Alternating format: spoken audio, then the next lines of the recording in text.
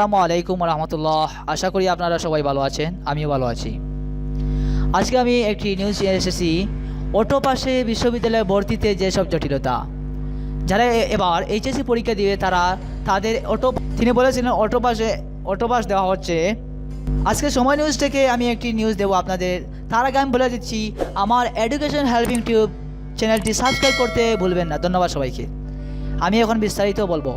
Auto পাশে বিশ্ববিদ্যালয়ে ভর্তিতে যেসব জটিলতা, গত বুধবার করোনার সংক্রমণ ঝুঁকি এড়াতে এবার এইচএসসি পরীক্ষা না নিয়ে শিক্ষার্থীদের জিএসসি, জেডিসি, এসএসসি পরীক্ষার ফলাফলের ভিত্তিতে মূল্যায়নের সিদ্ধান্ত নেয় সরকার।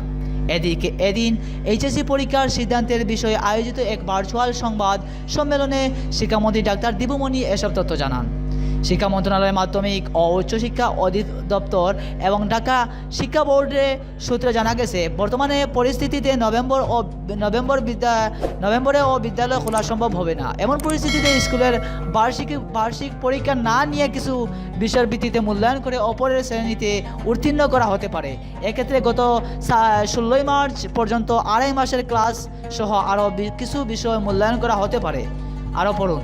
শিক্ষা প্রতিষ্ঠানে সাপ্তাহিক ছুটি 2 দিন। উল্লেখ্য, করোনার কারণে গত 17 মার্চ থেকে আগামী 31 অক্টোবর পর্যন্ত শিক্ষা প্রতিষ্ঠান বন্ধ রয়েছে।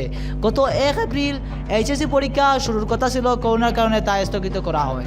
তা আরও নতুন নতুন ভিডিও পেতে আমার চ্যানেলটি এখনই সাবস্ক্রাইব করে পাশে থাকুন। ধন্যবাদ সবাইকে।